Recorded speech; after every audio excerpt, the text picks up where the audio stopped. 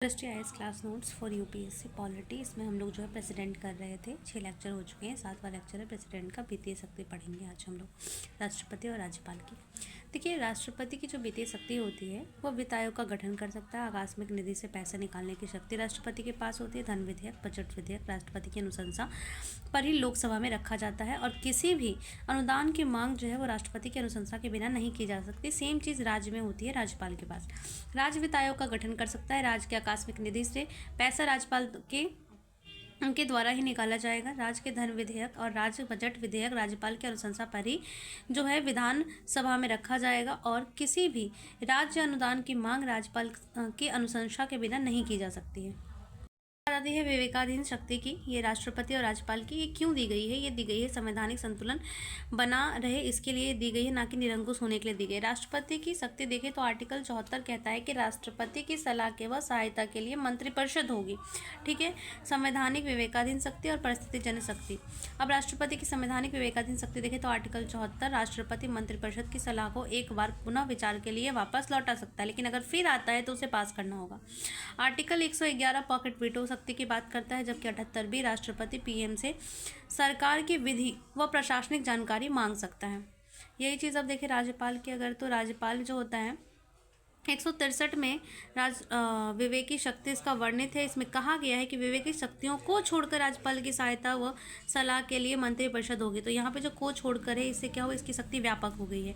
संवैधानिक विवेकाधीन शक्ति आर्टिकल 356, 200, 163 किसमें 356, 200, 163 में है। राज्यपाल मंत्रिपरिषद की सलाह को एक बार पुनर्विचार के लिए वापस लौटा सकता है। राज्यपाल मंत्रिपरिषद की सलाह को एक बार पुनर्विचार के लिए वापस लौटा सकता है। 5वीं छठी अनुसूची, 5वीं अनुसूची, अनुसूचित क्षेत्र, 6ठी अनुसूची, अनुसूचित जनजाति की बात करता है।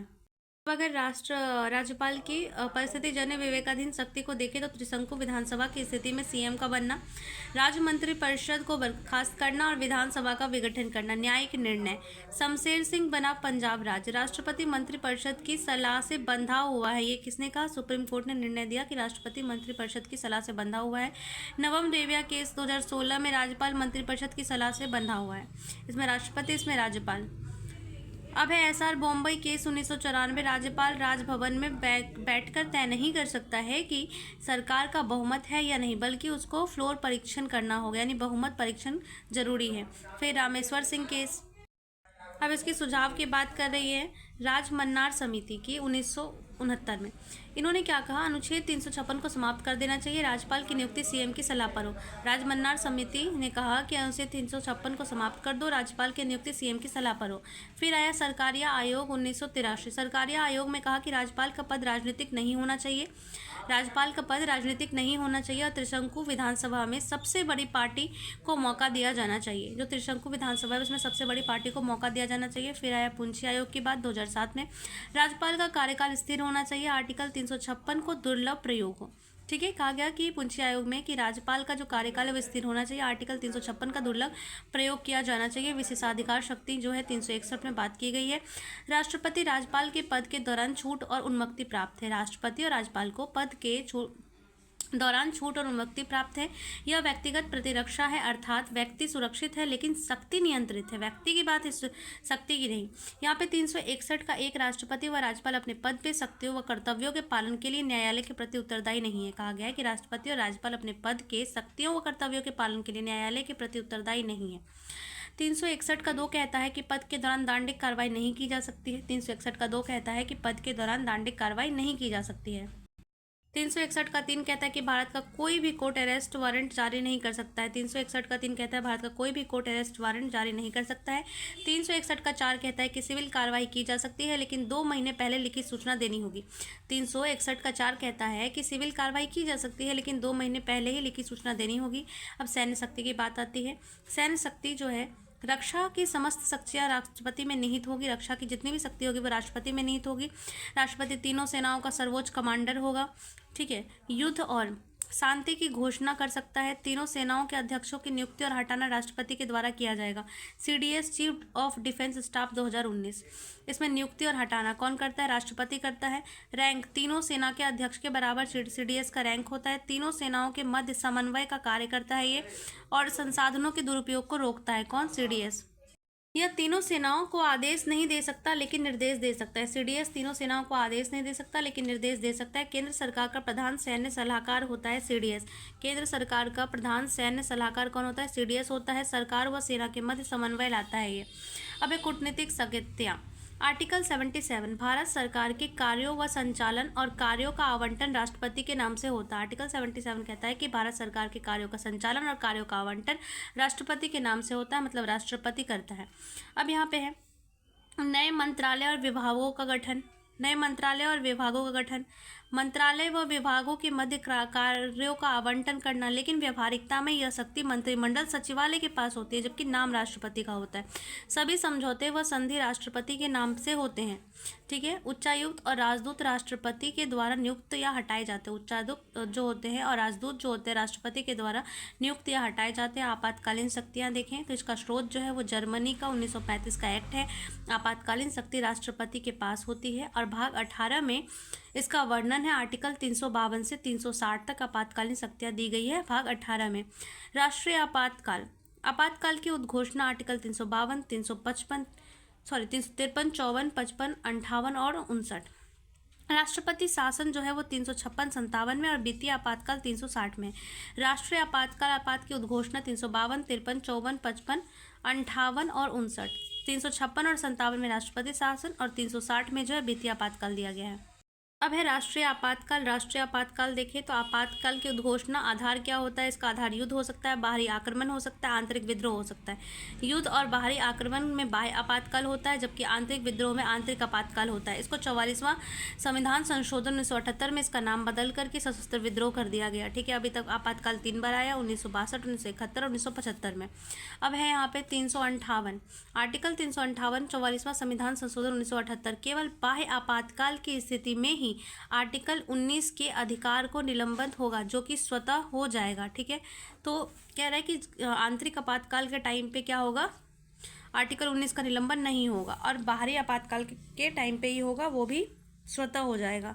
अब है आर्टिकल 359, 44वां संविधान संशोधन 1978 किया गया। इसमें राष्ट्रपति परिस्थिति अनुसार किसी भी फंडामेंटल राइट के मामले पर न्यायिक समीक्षा के अधिकार को छीन सकता है। राष्ट्रपति परिस्थिति के अनुसार क्या कर सकता है? किसी भी फंडामेंटल राइट के अधिकार को छीन सकता है, अनुच्छेद 20 और 21 को छोड़ करके।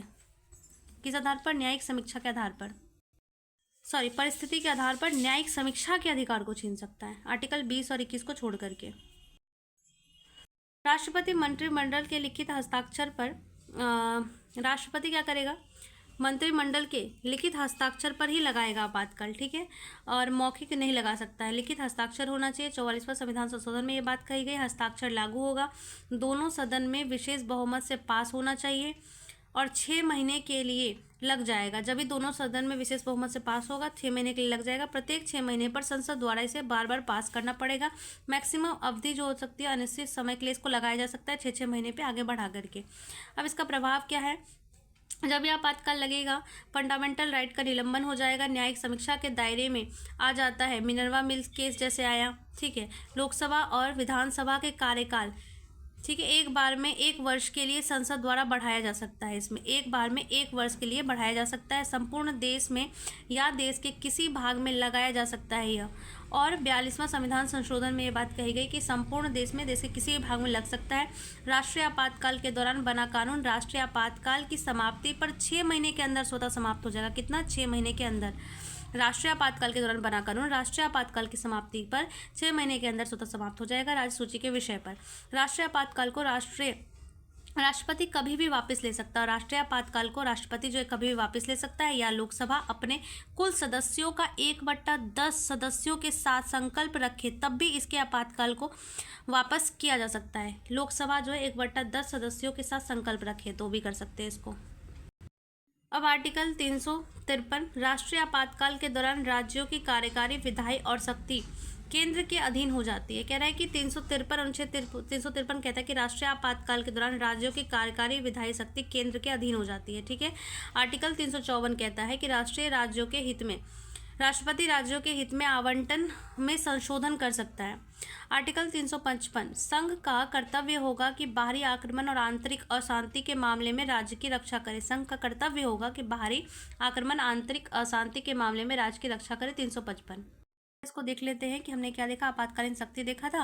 इसमें हमने देखा था कि राष्ट्रपति शासन 356 के आधार पर लग सकता है। इसका आधार क्या होगा? राज्य की संवैधानिक तंत्र का फेल होना। ठीक है, इसमें क्या हो सकता है? राज्य में लगेगा तो पहले राज्यपाल सिफारिश देगा, राष्ट्रपति केंद्र सरकार की सलाह पर इस पर जब ही लेगा तो हस्ताक्षर लागू होगा। लागू होकर के विदिन 2 महीने के अंदर पास हो जाना चाहिए दोनों पार्लियामेंट में साधारण बहुमत से। उसके बाद 6 माह के लिए लग जाएगा, और 6 माह के लिए लग जाएगा तो प्रत्येक 6 माह पर संसद को ये क्या करना पड़ेगा? पास कराना पड़ेगा। और इसकी जो मैक्सिमम अवधि है पहले नहीं थी, अनिश्चित थी, अब 3 वर्ष है। प्रभाव, राज्य सरकार बर्खास्त हो जाएगी लेकिन विधानसभा और स्थानीय सरकार बनी रहेगी। जब भी लगेगा राज्य में, किसी भी राज्य में, तो राज्य सरकार बर्खास्त हो जाएगी, लेकिन क्या होगा? विधानसभा स्थानीय सरकार बनी रहेगी। 6 माह तक बनी रहती है विधानसभा, लेकिन राज्यपाल की इसमें क्या कर सकता है?